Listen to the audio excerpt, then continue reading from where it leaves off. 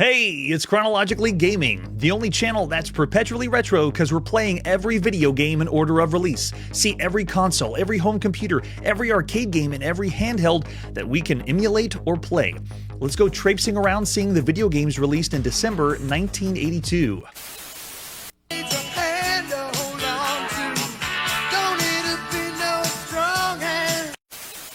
We were last playing Jump Bug, released and ported first time for a home console. Let's see what our next game is. It's more for the Arcadia 2001 by Emerson. This is Jungler. That's right, another really good one. Let's see what the box looks like, or at least really good one in the arcades. We last saw this in the arcades in 1981 by Konami, and this one is done, or at least ported originally by Konami. I don't know if they did the port directly. UA Limited did this port. Konami right now, this would be the 39th video game that they've been involved in, we've seen so far on Chronologically Gaming.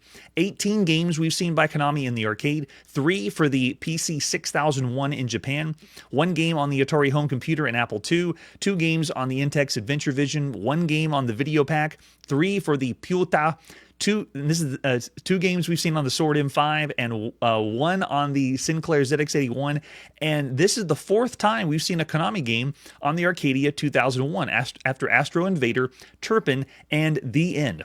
Once again, these boxes, the scans are not very good. I can kind of tell it's a dragons fighting, you know, like looks like Chinese dragons on the cover, but it's not the best scan. It's a reconstructed box. We flip it over the back and gives us a couple screenshots based on the arcade game by Konami. Let's see how well this port fares considering the last one we just saw. What other artwork do we have for Jungler? Released here on the Arcadia 2001. This is the 32nd game we've seen on the Emerson Arcadia 2001, or whatever you called it in your region. There it is, the Arcadia 2001. This is the model that was released in North America, and that's why we named the system, the Emerson Arcadia 2001. It's that number keypad. It's a system that's living in this era or generation of video gaming, but we're about to push to the next generation of video game consoles. So it's nearing the end of having a number pad for a console. I don't really want to make that a bad thing, though, because in television as a number pad, it's pretty cool. I like that one, too. All right, so here we go. We got the cartridge. There's a picture of it. And it still doesn't do the game justice. The artwork for the box and for most of the stuff on the Arcadia 2001 has been like watercolor drawings, and they've been okay. I still really enjoy the stuff that Magnavox Odyssey brings out, and of course Atari and Intellivision. They know how to market some video games. Besides that, we have an example of the screenshot, and it doesn't look that promising. Let's pop in that cartridge and see what's going to happen when we play Jungler on the Arcadia 2001 by Konami, ported by UA Unlimited, and published by Emerson Radio Corporation in the beginning of December 1982. There it is, Konami. It's here. And that's right, Brian. It's a Snake game. It's everything. It's a combination of lots of games, just like we had seen in the arcades. I just want to see how good this port is compared to all the others. So the Arcadia 2001 is like the Atari 2600, where whenever you start it up, if you look at the top of the screen, I can switch the game modes. Game mode 2, game mode 3, and you can see it's changing the maze up for us. Oh man, love those colors, right? So we have all these different game options. I wasn't able to find a scan of the manual for this game, but we have 9 game options, and or different games, and then we have game options. And the top right, it's changing the option when you're pushing the option button on your system. And so this has lots of variations and options, which is kind of cool. Let's just go in and see what it's like if we go like this. Okay, we're in. So this one plays with the other joystick, the right joystick. I am the white dragon snake that's on the side of the screen. What was different about this compared to the other games we've seen similar to Pac-Man style games is you had the ability to shoot. Where is my shot? There it is. So I have 1 shot, and then I also have the ability to switch the gates in the game. Where is it? You can only shoot 1 shot at a time. So control-wise, I'm very thankful that the Arcadia 2001 is letting me use the joystick. We played too many games where we cannot use we've been using the number pad for different things. But already it is actually an all right faithful port to what the arcade had. I need to pick up a way to shoot. There we go. You blow them up from the back, and then you can destroy the entire snake. It doesn't look the same, because I remember in the arcade you were able to destroy the segments of the snake, but this one doesn't look like that. So yeah, they did take some liberties. It's not exact. It also doesn't look exact, but it still does the game justice. It's essentially we're playing Pac-Man or a top-down maze game and a snake game, where we're increasing our length by eating different segments. And this home version has lots of different options besides the main one. You're going around, you can shoot as the snake, you're trying to destroy the other snake on the screen, and eat them. But if he gets the head of your snake, then you get destroyed just like that. The top of the screen, we've seen this with a few Arcadia games. Notice that it's showing my lives, and they're moving in the direction that I move. So if I move to the left, my lives move to the left. If I move down, my lives move down. That's pretty quaint. But I like the control for all the games you could play on home consoles right now. This one is performing very well. And the idea of this is great to blend two different genres of game together and be able to shoot is really, really fun. This game is single player only, so there is no multiplayer modes. What you see is what you get for being able to play with one person at a time. Make sure that joystick's plugged into Joyport 2. This marks the 144th Pac-Man variant or clone that we've seen so far on Chronologically Gaming. It is definitely Pac-Man fever, and I'm sweating because I have Pac-Man fever. We played too many Pac-Mans. This one is the combination of an arcade maze game and an arcade snake game. And it's the 7th time we've seen a variant or a copy of Jungler, which is essentially, you know, putting the two ideas together. Let's do a snake game and a Pac-Man game. And that includes Jungler. We've seen games like Caterpillar, Nibbler, Serpentine, and then another one on the VIC-20 called Super Chomper that was really not like Jungler, but it did combine both a snake game and a Pac-Man-ish game. It just didn't have like a true maze at the top. Die. You only get a few shots, though. Very interesting. This is the first time this game was officially brought home and the official Jungler that's been on home console. So after all those variants and clones of blending the two genres, this is the first real Jungler brought to us by Konami. Let's see if I can blow, shoot. Oh, I missed it. You got to be able to stun and then destroy. It has the stage select and variations and modes. It has that classic arcade gameplay loop. Let's go in again with a different option. Let's go with a different maze. Switch it to game 2. Change the color up as well. So this one, because there's not too many variants and clones of Jungler per se, mixing two together, it's a little more rare to play this one, but it does play well, and it is fun. Destroy. There we go, got him. Sound design, I don't know if I can give this one the nod to sound. We've seen some really good sound effects on like the Atari 2600, and right now there's console video games talking to you, like the IntelliVoice or the voice that's on the Magnavox Odyssey 2. There he is, and get him. Awesome. So this one is on an 8 kilobyte cartridge, 8 kilopower. Some of the differences between this version and the arcade version, in the coin-op version, firing doesn't require a direction. So in other words, I was saying that the shot wasn't working. You have to move the joystick in the direction you're going before you can fire. If you aren't moving in that direction, then you won't fire. See, if I try pushing the fire button, it doesn't work. I have to be moving in that direction and then doing the fire. So in one regard, you could say it's a plus, but some people would say it's not a plus. It depends on your preference. In the coin-op version of this game, the tail segment also has special imagery, and it doesn't happen in this. They kind of took that one away. The coin-op version, the torso animates of your snake when you're moving, but this one is animating constantly as you play the game. Also, you can shoot the head only in the coin-op version, but in this one, you have to shoot the tail to kill it. So in the this conversion, it's not possible. There's just only head-on destruction of the snake. So it makes it a little bit different than the arcade. It's not a one-to-one, but as the first port of Jungler, all these differences really don't make that big a deal. It's still a fun time. Also in the coin-op version, head-on collisions with a new snake of equal length will kill the enemy snake. And in the coin-op version, the longer enemy snakes have red torsos and tails, but in here, the long snakes have black torsos and tails, so they just change the colors up.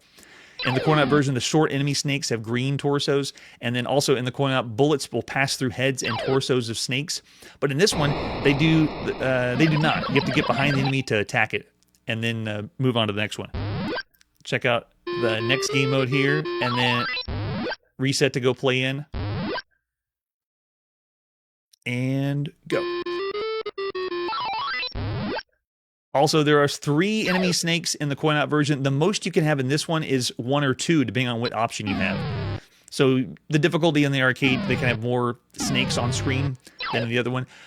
At this point, some of the best arcade maze games that you could play on home consoles and Pac-Man style games that you could play on home consoles would be games like Auto Chase and Crazy Chewy or Crazy Chicky that's available on the Creativision. There's also Incredible Wizard, which is essentially Wizard of War on the Astrocade. Casey Munchkin and Casey's Crazy Chase are out there that this one is competing with. We also have Ladybug and Mousetrap on ColecoVision. Clean Sweeps available on the Vectrex. Lock and Chase is on the Intellivision. And Night Stalker on the Intellivision. So here on the Arcadia, I would say this is not as good as Cat Tracks that we've already seen. It's like what you consider the killer app of the Arcadia, but it's also not as good as Turtles or Turpin that we've seen up to this point.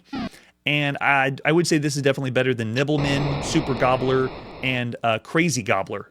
So of all the games you could be playing on home consoles, this one, in my opinion, would be slightly above average for all the games that you could be playing, just slightly. And again, it's those game variations and modes, and because this style of game is a little bit more rare to see, combining both the Snake and Pac-Man style games. So there you go. That's a taste of Jungler. So what would you think? It's December 1982. For Christmas, you get this game. Maybe you go to a friend's house who has the game. What would you give this game based on all the other video games you could be playing on all other home consoles right now? If you say this is broken of all the games you could play, you'd be rating this somewhere around the 1-star range. If you think this is bad on all the games on all home consoles, you'd rate this somewhere around the 2-star range. If this is fairly average for all the video games right now on home consoles, it's somewhere around the 3-star range. And anything that's really good, an excellent video game, or above average would be here around the 4-star range. But if this is the best game that you could play on all home consoles, then you rate this somewhere around the 5-star range. I'm getting mostly averages over in the chat. 3 from James and Brian, and then a Marshall saying 3.5 stars. I'm actually going with 3.5. I'm going to call this one above average for all the games you could play across all home consoles, because this kind of game and the features it has, and because it's the first port, it's a little bit more original, and it actually works. It works very, very well. There you go. Brad throwing out 3 stars as well. Still somewhere around the average range for everything up to this point. All right, after that, let's see what our next game is. We're next going to play on the TRS-80. This is Leaper. And if you see by the commercial on the left side, you know exactly what Leaper is all about. Let's take a look at the box. This one is only available for the TRS-80, Model 1 or Model 3, the 147th game we've seen on this computer. And this box is what I'd expect to see when I see a computer video game box. They just show you a picture of the game and then tell you some information down at the bottom. It's adventurous and challenging graphics computer game. You maneuver a leaping frog through streets of heavy traffic and speeding cars. It's like they're explaining to us like we don't know what Frogger is, but we know exactly what it is. Its machine language is it's joystick compatible, and down at the bottom it's by Cedar Software.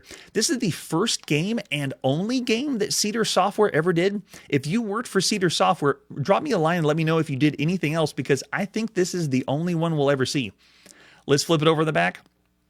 When it's your turn, your score will flash. It shows you the points. So not too flashy, but yeah, we're going to be controlling frogs, so we know exactly what this game's all about. Do we have any other artwork for Leaper? Besides the box, we have the inside instructions. Yeah, there we go. Model 1 or Model 3. Leaper's designed to be a 2-player competition or 1-player entertainment. And what they mean is it's arcade hot seat multiplayer. You can play with a friend like in the arcade, but you're really not playing at the same time. After the game's loaded, the instructions are here. The object is to score as many points as possible. I haven't heard that one before. By maneuvering the frog through the traffic and river to the safe black pocket at the top of the screen. They call it a black pocket instead of a home because I guess it's just black. And when they're all filled, then you go to the next screen. And so it shows us we can use keyboard commands or joystick. And then if you want to do the sound effects, make sure you have it plugged in the correct audio and get your volume up. There's the cassette tape on the TRS-80. And Brian's bringing up Toter in the chat. Yeah, we've seen so many Frogger variants. Everyone tell me what Frogger variant you remember out of all the Frogger variants we've seen up to this point. There is quite a bit. And there's the example of the screenshot. We know what we're getting into. It's time to play Leaper by John D., which I don't want to mispronounce your name, published by Cedar Software at the beginning of December 1982. And I bet we just have to type Leaper, right? Let's go. This is the very first time we've seen any game by John Duragnacourt, if I'm pronouncing it correctly. The player controls a frog who has to cross a busy highway avoiding cars and trucks. They have to cross a raging river, jumping logs and lily pads. The goal is a place where all frogs at their home at the top of the screen, at which point the player progresses to a more difficult challenge. Essentially, I'm describing Frogger. That's exactly what this is. All right, let's see some instructions. Press enter. There it is, yes. Dodge the cars, shows us all our point values. Program will work with joysticks, and that's what I like to hear is too. Joystick controls, yes. Oh yeah, Marcel's bringing up the tape speed. That's right. All right, so there's a log, just so you know. Everyone, it helps you with the graphics. That's what the lily pads are. Okay, got it. That's the vehicles. Really? Are you sure? That's the frog? All right, all right, I guess that's the frog. Oh, a crocodile. That's what a crocodile is. And there's the snake. Okay, I think I got it. All right, so if you do 2 players, you don't get to play at the same time. I'm going to do a 1-player game.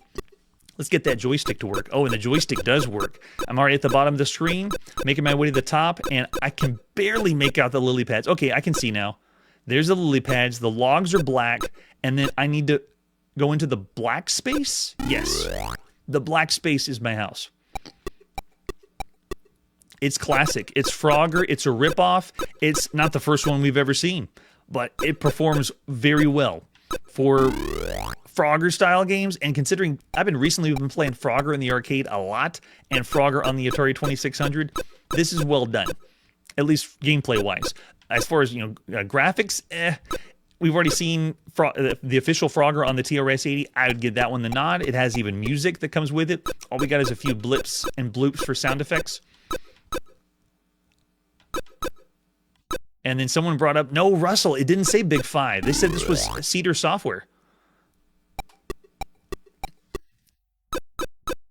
We've already seen the Big 5 software video games. And then after Bill Hogue left and did Miner 2049er, we're in that era of gaming right now. This is the 36th video game that features frogs, or where the frog is the protagonist. So far, has the classic arcade gameplay loop. We just keep on going after we give these frogs their home and keep playing. The control's awesome. Even though you're not able to see as much, you got to use your imagination. It's very well done in the control department. So this one is, at this point, we've seen 10 video games that are in the official Frogger series. That's how many Frogger games we've seen that are official at this point. This is the 39th variant or clone of Frogger. That's not official Frogger. And I mentioned in the chat, if you're here for the live show and you remember all the other Frogger variants or which ones were your favorite, put those in the live chat of all the other, some of the other Frogger variants we've seen up to this point. This is the 33rd clone of Frogger on all home computers that we've seen so far. And on the TRS-80 alone, this is the 3rd variant of Frogger we've seen on this computer, after Chicken and Frog Race. This one also looks a little bit more like the arcades because it's all on one screen. It's not doing the flip screen like we saw with the official Frogger. You know, they did the road on one screen, you move to the top, and then it flips to the next screen, and you do the river area next. This one's all on the same screen, so it feels more like closer to the arcade. This is great. There are so many names, though, of other Frogger games. We had Croaker, we had Hopper, and now we have Leaper. And surprisingly, we haven't seen another video game called Leaper after all those Frogger clones. Well, this is great. All right, yeah, so we don't need to see any more. Frogger on the, Leaper on the TRS-80. See, they're already getting me. On the TRS-80 is very, very well done. Of all the video games you could play across all home computers, This is at least an average video game. I would even say maybe 3.5 stars for all the games you could play. And the thing is the play control. That's what makes it work. And it is true if there's not music or a lot of sound effects that go along with it, but it works really good for a Frogger-like game. Because we've seen so many Froggers, though, that was what dilutes this when you think of everything you could play on all home computers. So I'm actually going to defer to the chat. Would you say this is a 3-star game on all home computers or a 3.5-star game? Would you want to bump this up to slightly above average? And James is going 3 stars. Oh, yeah, and the emulation, right? Brian's actually saying 3.5. Brad's saying 3.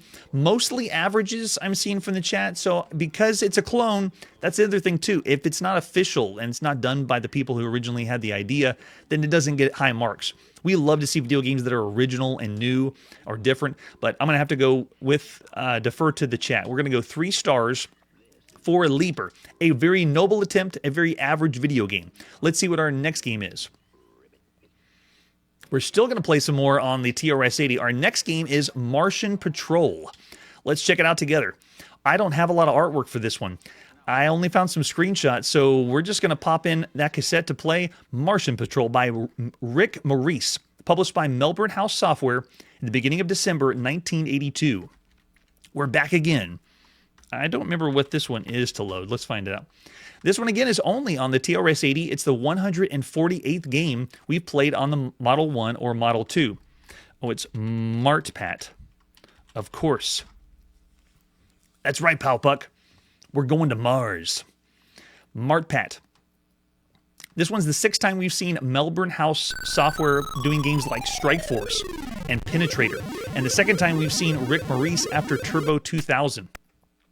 I have high hopes for this game after the rest of the games we've seen by these people. This one's awesome. You ready? Do you realize what we're seeing right now? I'll give the live chat a chance to feast their eyes on the amazingness. This is just the startup screen, by the way, for Martian Patrol. Look at that. It's giving pseudo-parallax scrolling. Yes, Russell, it is Moon Patrol. This is the first variant of Moon Patrol we've ever seen on Chronologically Gaming. We last saw it in the arcades, the official Moon Patrol, June 1982. So this is the first ripoff or copy of Moon Patrol. And here it is on the TRS-80. Here's the instructions of how you play. Explore the Martian surface using the Martian rover vehicle. We have craters, rocks, landmines, and Martian air attacks that come after us. Our controls are keyboard controls or joystick controlled, once again. And if you want to amplify sound, make sure you connect that auxiliary plug. All right, so this one, I'm just going to go right into it. We can press... I'll look down at the bottom right here. It's telling us that if we want to see the high score table, we can.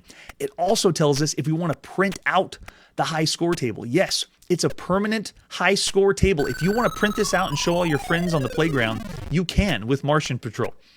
That's such a plus. And there it is. There's the high score table right now. We have to make sure we take out Leone. All right, ready? Let's go in. Sector A.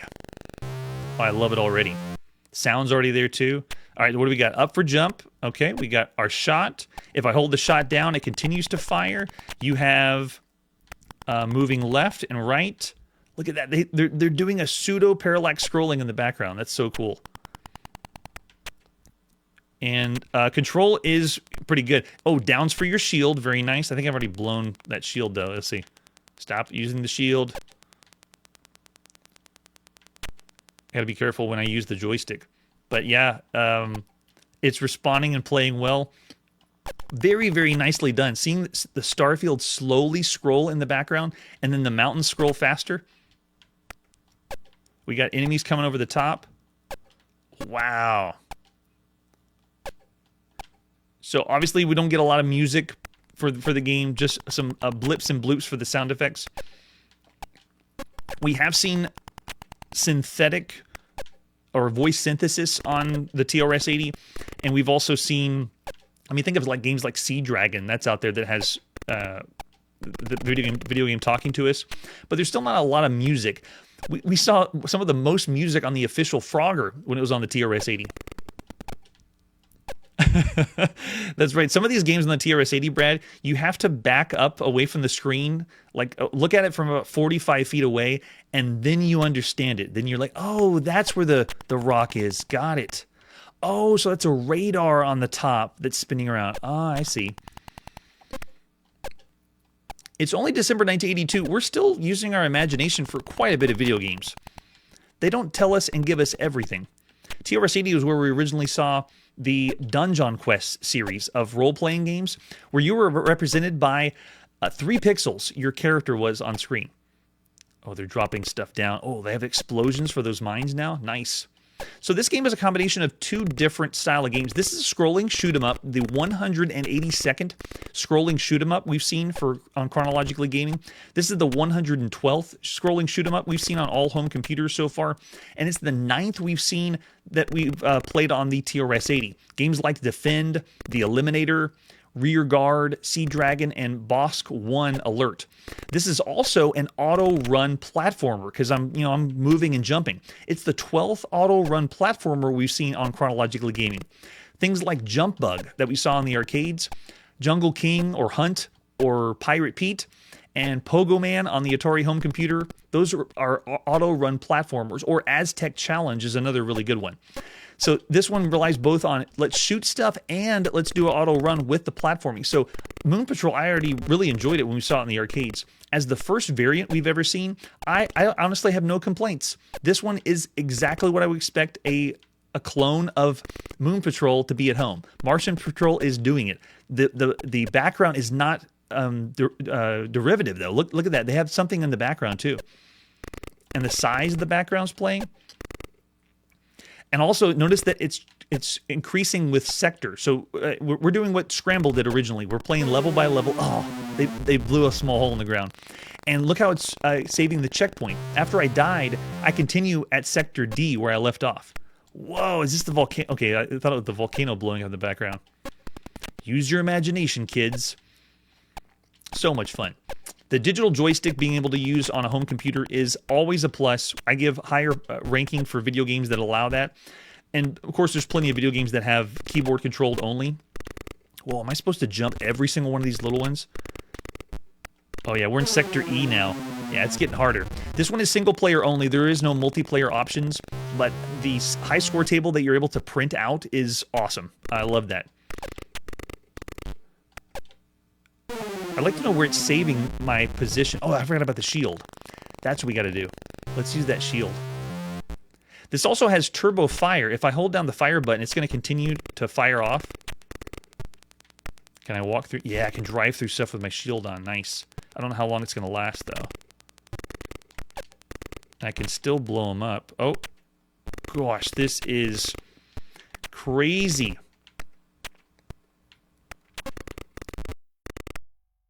Can I use a shield again? Yes. There's so many enemies at the top. It feels like I'm making the TRS-80 chug. But I'm enjoying it. I'm having a fun time. We made it to Sector F, and it's changing the background again. Wow, so cool. It's yet another video game where we're using up to jump, which I was hoping wasn't going to become a trend, but now we've seen more and more video games where up is jump. They need to take the cue from Mario. Mario was one of the first jumpers, and he has a button to jump. Everyone should be following that. Oh, we're going faster now. Whoa. This is so fun. This is also the 9th video game where we're playing on Mars, or the setting is Mars. And I'm really excited for when we get to Doom and get to play on Mars. It's 2D auto-scrolling. And the parallax scrolling, or the faux parallax scrolling, is a really nice touch. This is so good. All right.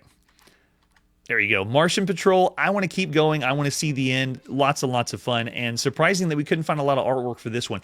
It reminds me of one of the classic Big Five software games, but no, this is not by Big Five software. So this one was done by Melbourne House Software and Rick Maurice. Of all the video games you could be playing on home computers, I don't even want to say this is average because of how rare it is to play a Moon Patrol game. Looking over in the chat, most people are going 3.5. Oh yeah, James was noticing the hit detection, but honestly, I can't fault it because on the TRS-80, with the flicker on the screen, depending on what model you're playing on, that can be a factor. Brian's going 4 stars. Very nice. Most people are throwing out 3.5 stars. I'm actually thinking between 3.5 to 4 stars of all the games you could play across all home computers. And no way, there's a Chiptune Chronicles in the chat. Welcome, Chiptune. Yeah, 3.5 of all the games on all home computers. It's great. That's right, and it is on the TRS-80. The trinity of computers, the first 3 that we saw on the channel, the big ones, you know, the Commodore PET, TRS-80, and Apple II.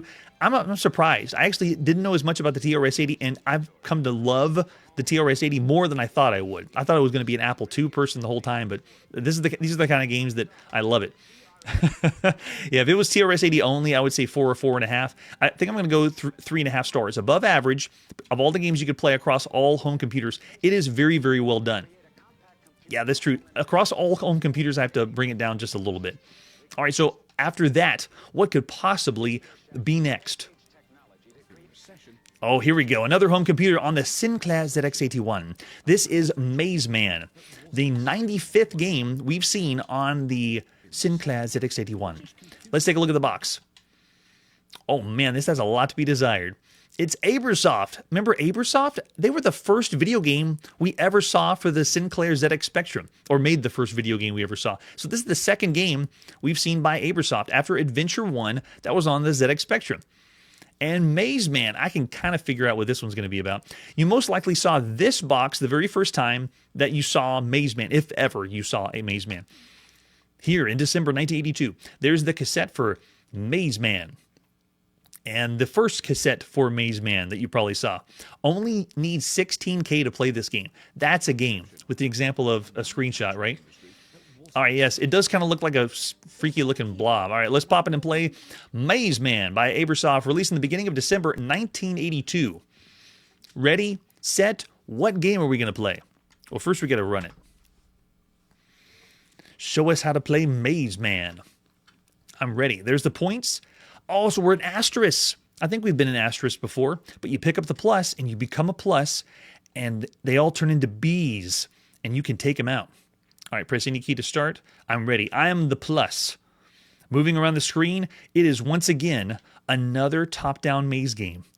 This marks the 338th arcade maze game that we played on Chronologically Gaming, the 188th that we played on all home computers so far, and the 8th one that we played on the Sinclair ZX81. The Sinclair ZX81 has no sound. No one can hear you scream, so don't adjust your audio. As we go around, there is no fun, fancy music. This is like you in the United Kingdom with the budget computer, or if you're in the United States with the Timex Sinclair 1000. You're the kid at the playground that everybody laughed at because they were playing on the Apple II or the Atari home computer while you had this little calculator. The control is interesting. It's keyboard controlled only. I'm using the cursor keys 5, 6, 7, and 8 to move around.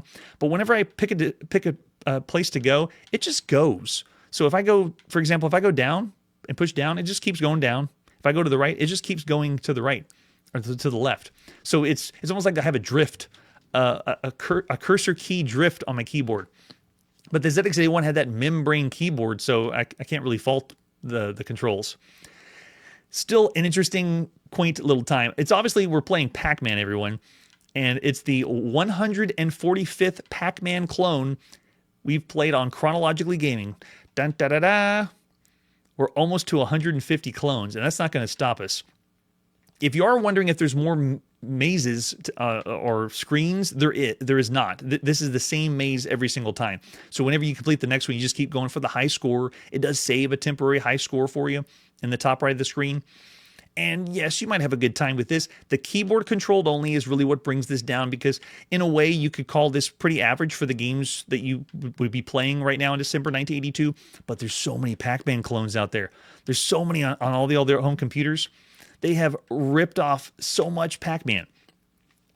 Of all the arcade maze games that we've seen on the Sinclair ZX81, all of them have been Pac-Man style games, except Sabotage. Sabotage actually was a top-down maze game that was trying to do something different. But we've played the game of Puckman, Monster Mine, Zuckman, Gobbleman, Ghost Hunt, and Gulpman. All those games we played on the Sinclair ZX81. So if you're looking at this thinking, those are ASCII characters, you're just moving text around the screen.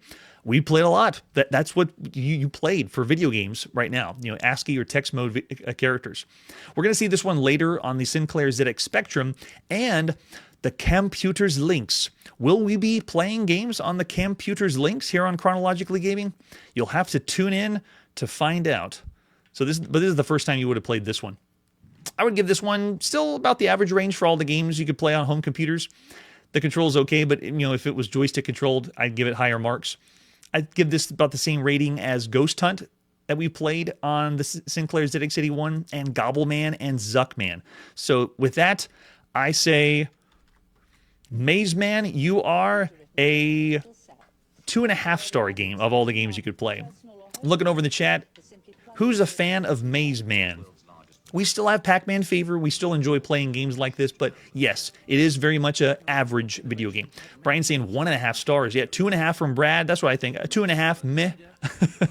James is saying 2. If you say 2 stars means you're considering this a bad game of all the games you could play right now. And Marshall's saying 2 as well. I'll say 2.5. Same level as Ghost Hunt, Gobbleman, and Zuckman. And Chiptune's saying a negative 9.5. That means you really think this game's broken. And if you were in December 1982 and you only had this computer, then you would have loved and cherished Mazeman. Maybe there's someone out there that loves and cherished Mazeman too. All right, with that, let's see what our next video game release is. All right, he's back. It's Q*bert. Not what you'd expect for Q*bert, though. This is Mello Yello Q*bert, released in the arcades. Let's take a look at the artwork. That's right, Mello Yello Q*bert. We've just seen Q*bert in the arcades. October 1982 is when we saw him. Mello Yello Q*bert is a rare variant of the arcade version of Q*bert, released right now. The only ever given away in a sweepstakes, and this is one of the rarest arcade games of all time. The gameplay is almost identical to the original Q*bert, but with some intermissions added after a few levels, just like Pac-Man has. These show Q*bert drinking a can of Mello Yello while slurping sound effects play. And the title screen is also changed. This game is only available in the arcades. It's the 603rd arcade game we've seen thus far, and the 5th time we've seen Gottlieb. After New York, No Man's Land, Reactor, and the original Q*bert. And the artwork I have for this one is mostly Q*bert, but now we get product placement Q*bert? That's just so bizarre. I mean, Mello Yello is a brand name, and they're going to show the trademark, I believe. But if you forgot already, Q*bert had the arcade control panel with a 4-way joystick at a diagonal or a slant, because this is an isometric view of a video game where you're jumping and platforming around. But essentially, we're just going to play Q*bert again with a Mello Yello theme. And this is the first time. Let's go to the arcades and play Q*bert again by Gottlieb in the beginning of December 1982. Yes, talk to us, Q*bert. I'm ready. Everything here looks the same, except they changed the title screen to Mello Yello Q*bert. So if you tuned into us playing Q*bert whenever he was, for the first time released, this is the exact same thing. He's still cursing up a storm. All right, I want to see him drink, so let's go, Q*bert. Ready, and hit it. Got level 1. Nice. Just got to clear the path all the way. Oh, no you don't. Yes, he does. You get to continue right where you left off, which is really nice. Alright, I got to focus and think diagonally. Nope. Always have to turn the joystick the wrong way. In the arcades, whenever I play Q*bert, it always is better because the 4-way joystick is aligned the right way. When Q*bert comes home, it always changes up and just doesn't seem the same. All right, here we go.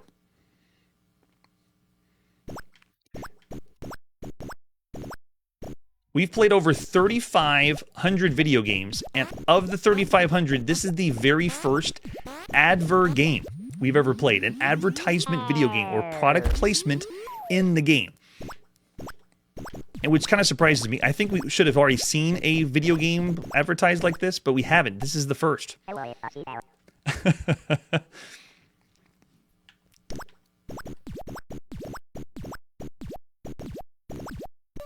There we go. So level 1's done. Do we get a cutscene after level 1?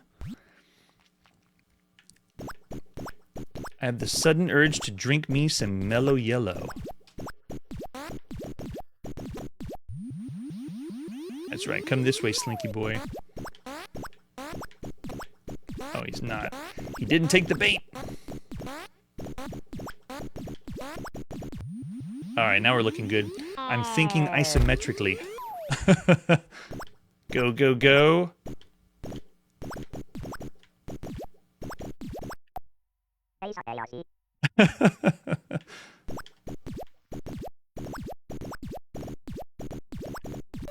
There it is. Do we get to drink Mello Yello now? Oh my gosh, he actually does.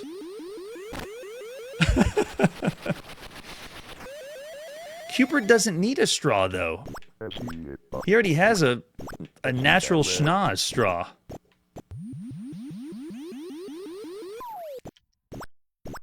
I won't do too much more gameplay of Cubert because it's basically the same thing. Mello Yello Cubert is the exact same game. You're not going to get too flashy after that. I know, right? And Chiptune's bringing up the Purina Dog Chow game. Oh gosh, yes. It's out there. So there you go. Mello Yello Cubert. It is a thing. It is a game. Of all the games you could play in the arcades, I gave Cubert originally 5 stars. Of all the games you could play right now, it is still special, iconic. Mello Yello Cubert, though, I don't know if I want to give that one the same rating. Cubert deserves the 5-star rating. Mello Yello Cubert makes me think of us just slipping the advertising into video games, and I don't want it to be slipped into video games. So I'm looking over in the chat. Jeremiah's still saying 5 stars of everything. Chiptune's saying 4.5. Brad, 4.5. Yeah, that's true. I won't say 5. Let's say 4.5 stars for Mello Yello Cubert, and we'll keep the 5 stars for Cubert of all the video games you could play in the arcades right now. All right, no more advertisement games. Everyone hear me? Tapper, I know we haven't seen you yet, but when you do come out, no advertising for that either. All right, let's see what our next game is. From one home computer to another, we're hopping all over the place. Our next video game release is Millipede. But don't get too excited. It's not official Millipede on the Commodore VIC-20. This Millipede, all I have is some screenshots. So let's pop in Millipede and play by Online Software, released in the beginning of December 1982. Millipede. That's right. We're not going to wait for this to load. I'm going to fast forward right on through. Go, go, go. There it is. Online Software. Not to be confused with Sierra Online. This is a completely different game. Online Software, this was the first game we've ever seen by Online Software. And they're allowing us to do joysticks. So yes, I want joystick. Let's play this. We originally saw Centipede in July 1981 on the in the arcades. And official Centipede is on the Atari home computer that we saw in June 1982. That's still the only 2 official Centipede games. Millipede we saw in the arcades in November 1982. So just last month we saw Millipede. So this is a clone of the arcade game that we just saw last month. Some developer got right to work using the Petsky graphics. Did I just get away with shooting the... I think I learned the cheat for the game. Oh, okay, they got it. They got rid of it. Whoa, and the flashing is all over the place. Yes, Petsky to save RAM. Sorry, chump, you lose. Yes, I will play again. Let's do it. Control has the same turbo control. I got a little freedom to move around just like in Centipede. Surprisingly, while the character, or the diamond at the bottom that's moving around, seems a little bit jerky, like tile-based, the shot feels pretty smooth. Also, notice how they're letting me destroy the environment, and the environment changes pesky characters, which is a really nice touch. I like that. So even though this is playing closer to Centipede, it actually is doing a little bit of some of the elements of Millipede. This is the very first time we've ever played a video game that's called Millipede, that's not official port, like a variant of Millipede after Millipede was released. So this is the very first time. This is the 334th game we've played on the Commodore VIC-20 thus far. The Commodore 64 is out, and the VIC-20 is still cooking with lots and lots of games. Now, does it change color? It does not. It just keeps going repeat ad nauseum. This one is the 410th fixed shooter that we played on Chronologically Gaming. Whoa, that giant UFO on the screen? That's pretty cool. It's the 239th fixed shooter we've played on all home computers so far, and it's the 59th fixed shooter that we've played on the Commodore VIC-20. We have been shooting quite a bit, and we are going to still continue to be shooting. So cool. This one's the 35th variant of Centipede we've seen so far, and I'm not going to call this like a variant of Millipede. I'm just going to keep calling them variants of Centipede because they did it first. This is the 10th time we played a variant of Centipede on the Commodore VIC-20. After Arachnoid, Exterminator, Grid Runner, Nightcrawler, Ant Raiders, Video Vermin, Cosmic Snake, Scorpion, and Swarm. Lots of Centipede, and I would say this is all right. This is pretty good. Of all the video games you could play on all home computers, the PET graphics and the joystick control is what kind of sets this apart, but it's still fairly average for all the video games you could play on all home computers. And considering all the Centipede games we played, I mean, on the Commodore VIC-20 alone, I'm going to rate this around the same of the other ones we've seen so far. Yeah, right? The only reason, Brad, I'd go 3.5 stars is because it's the first Millipede variant. But in a way, this may be called Millipede, and they may have never played Millipede in the arcade. They just picked another bug, and it just happened to be the same as the arcade. So I'll say 3 stars. Of all the games you could play across all home computers, it's still pretty average. Lots and lots of games to play, but that is not all.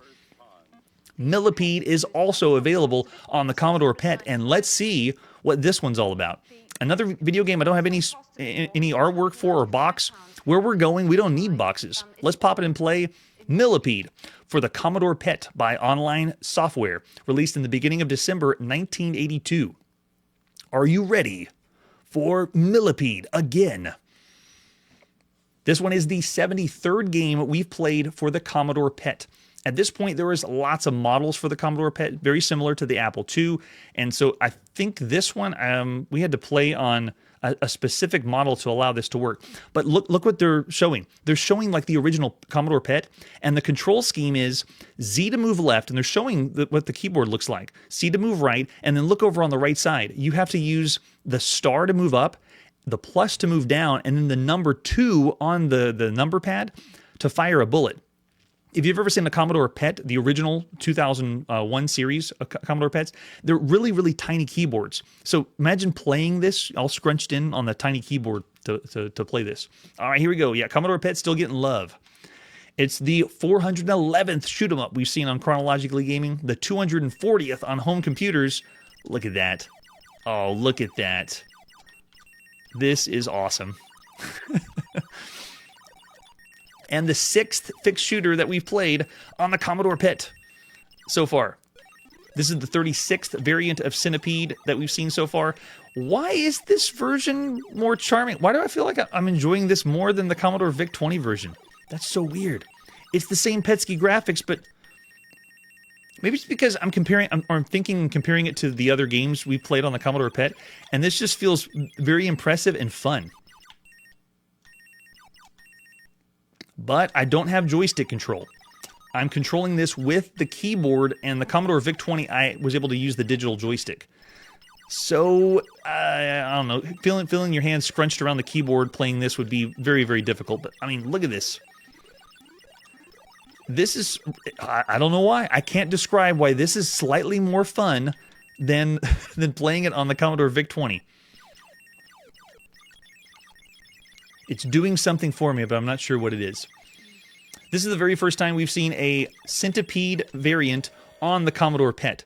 While the Commodore VIC-20 had 10 of them, this one is the very first time. Hey, there it is. Sorry, chump. You lose.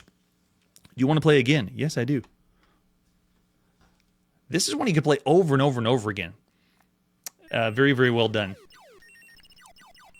Yeah, see, I don't know if it's smoother or not. I think it's just because it's more impressive seeing this running on the Commodore PET. Baked in the green glow, depending on what monitor you had. It's so fun. So yeah, this one, in a way, I want to say 3.5 stars, but it's just because I'm thinking of the Commodore PET only. If we were saying only for the Commodore PET, this would be a 3.5 or 4-star game for everything you could play right now on the Commodore PET. But because we're rating this against every other home computer out there, I'm probably going to say the same. Yeah. And the sounds. Love it. And yeah, I'm going to say same as the VIC-20. I do want to rate it higher, but yeah, it's got to be the same. That is awesome. Well done. The Commodore PET is still giving out games. The first 3 computers, the Commodore PET, the TRS-80, and the Apple II, we're still getting games for those systems, and it's great seeing video games that I didn't know were out right now. So keep it coming. Keep it coming. We'll say 3 stars for all the games you could play. And Brian saying 3 for all higher. Yeah, right.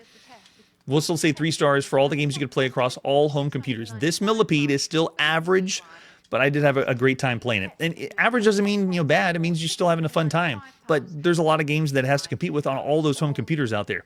And so much fun. All right, that's where we got to put our video game playing on pause. Seeing video games all over the world on all home computers, and no video game left behind. I really appreciate everyone that's here live on the show in December 1982 with me, rating the games, commenting on the games. It's been so much fun. Next time on Chronologically Gaming, more new game releases for the Arcadia home console. And let's go to the arcade, not to play a Donkey Kong variant, but a Donkey Kong Jr. variant. That's it for today, and like I always say, if Mello Yello is already in video games, then get ready for entire commercials in video games. Hey everybody, thanks for checking out the channel and joining me on my quest to play every single video game in order of release. We'll be streaming live every weekday at 9 p.m. Central, so join us and let us know if we missed any games along the way. This video would not be possible without Launchbox, RetroArch, and MAME. Tell all your friends there's some crazy guy named Chronologically Gaming trying to play every single video game. We have links down below that'll send you to places like our Discord and Patreon, and one that says all the video games we've ever played. If you go there, it's a list of everything, and you can click right to the game you want to see. Chronologically Gaming is the name to look for. We are perpetually retro, and we will catch you next time.